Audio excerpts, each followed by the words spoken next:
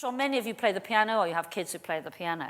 And this was a wonderful experiment involving adult human volunteers, none of whom ever played the piano. And they were divided into 3 groups. As always, the poor old control group get the short straw, and they just had to stare at piano for 5 days. Well, they're not allowed to see it, just the experimental sessions. The second group learnt 5-finger piano exercises. Fine, and we're going to see what the difference is with the brain scans over 5 days, even just 5 days, of people just doing a certain activity, how that changes in the brain.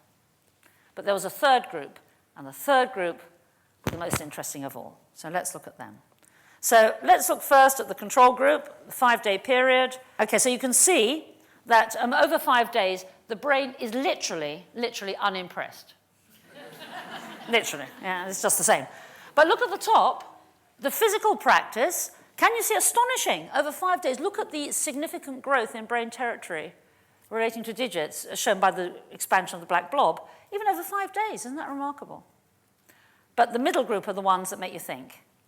These were people who just had to imagine they were playing the piano. Just think what this means. First, we know, for example, people report when they imagine playing golf, they then play golf better. So it does mean that you can rehearse in your mind certain things, and then actually will have an impact on physical performance later.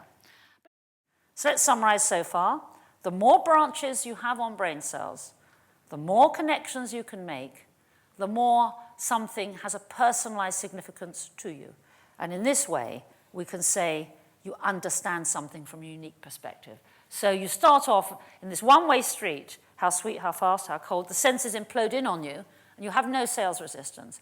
But gradually, as you make connections, you start to evaluate those sensations in terms of what has happened already. And this lovely two-way street is that on the one hand, every time you experience something, you'll evaluate it in terms of previous experiences, and that experience itself will modify the brain connections so that, again, you'll see something in a different way next time. So you have this lovely dialogue between your brain and the outside world, and that, for me, is the mind that constantly evolves and develops.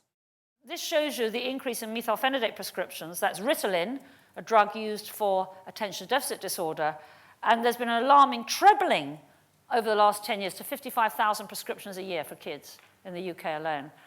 What's changed in the environment? And I'm not saying this is the case, but just think about what could be different over the last while, and let's just look at this. Just imagine doing this 6 hours a day.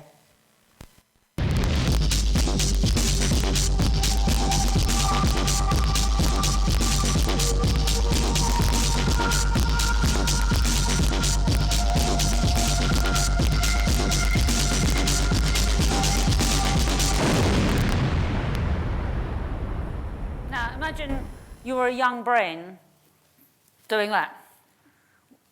That has to change your synapses, your brain connections. I mean, I just find, that just think of the piano playing and what happened after 5 days. Imagine doing that a long time. This is from the paper, which shows, where the time goes. Between the 10th and 11th birthday, 900 hours spent in class, just under 1,300 hours spent with your family, and just under 2,000 hours spent in front of a screen. So I think it's something that we should consider. I'm not saying that there is dramatic changes, but surely we are not doing a service to society or to the next generation to at least we should consider it, shouldn't we? At least we should consider what that kind of experience has on the brain, a brain that is so sensitive to experiences. I am the first to put my hand up that this is not proven. There is no evidence that sustained experience playing computer games leads to an underfunctioned prefrontal cortex. On the other hand, there is circumstantial evidence that I think suggests that we should test it. I'm sure many of you are mums or parents, and wouldn't you like to know that? Wouldn't you like to know, rather than just dismissing it? And the experiments are relatively straightforward. They're brain scanning experiments where you take people in their 20s and ask for volunteers who play computers versus not.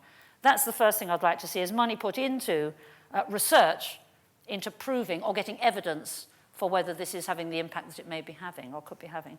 Second, another line of research is to explore what is so addictive, what is so attractive about playing these games. Why is it so special? Why do people choose to do that rather than choose to go out and have love affairs or walk in the rain or have a three-dimensional life?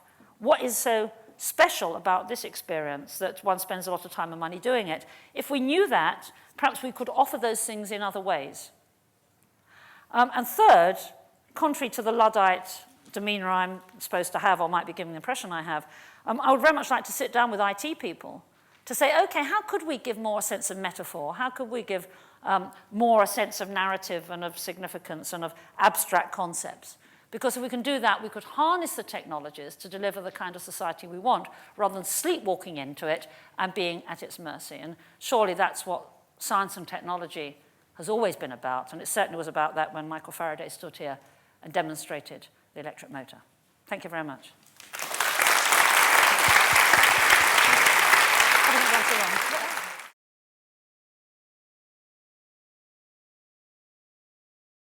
So, all fiction, movies, books, plays, all fiction is a simulation. Games are just a higher bandwidth simulation. If one thinks there is a difference between a Shakespeare play, War and Peace, or perfecting your character in World of Warcraft, is this not just techno-bigotry? Of course there is a difference between the platforms as there is a difference between a work of art, a book, or a piece of music. But if you've actually spent time playing a game, you know it's catharsis, you know it has art, and you know it tells a story. So, is this techno-bigotry that different from a 19th century parent screaming, "Get your nose out of that book"? Because sitting here in the 21st century, we forget about the shock of literature and how the non-literate parent felt so threatened by the arrival of literacy. And those of you who have English degrees, it's an Arriviste late 19th century degree to make the point.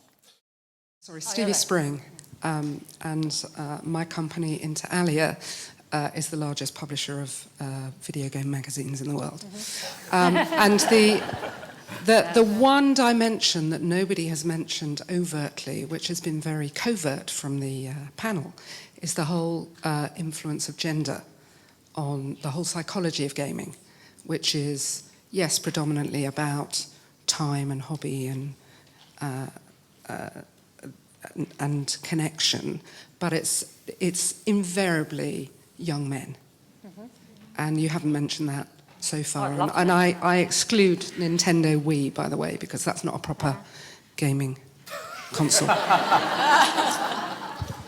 Oh, well, that fits perfectly because traditionally, if one has swooping generalizations, men have the hunting brain, women have the communication brain.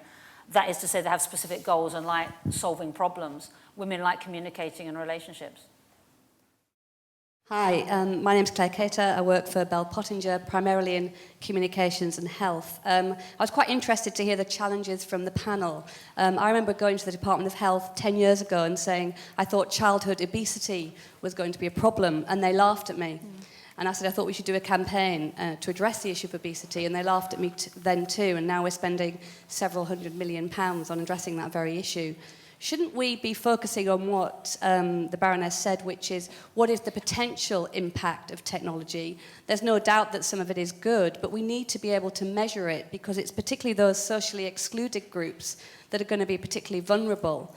And so, you know, surely we can't argue that the research is absolutely necessary to see what the potential impact is. So at least we can at least calorie count our equivalent, because like red wine, we all know a glass is good for us once a night, but I'm currently about to release a report on liver disease, and people are dying at hugely young age, 58 and 60, far younger than by cancer, but no one is that terrified of it. So surely we should get on with it, do the research, find the potential impact, and focus on those people who are at risk of this. And we aren't all at risk, but some people, I think, are probably, no doubt are, but let's prove it. Thank you.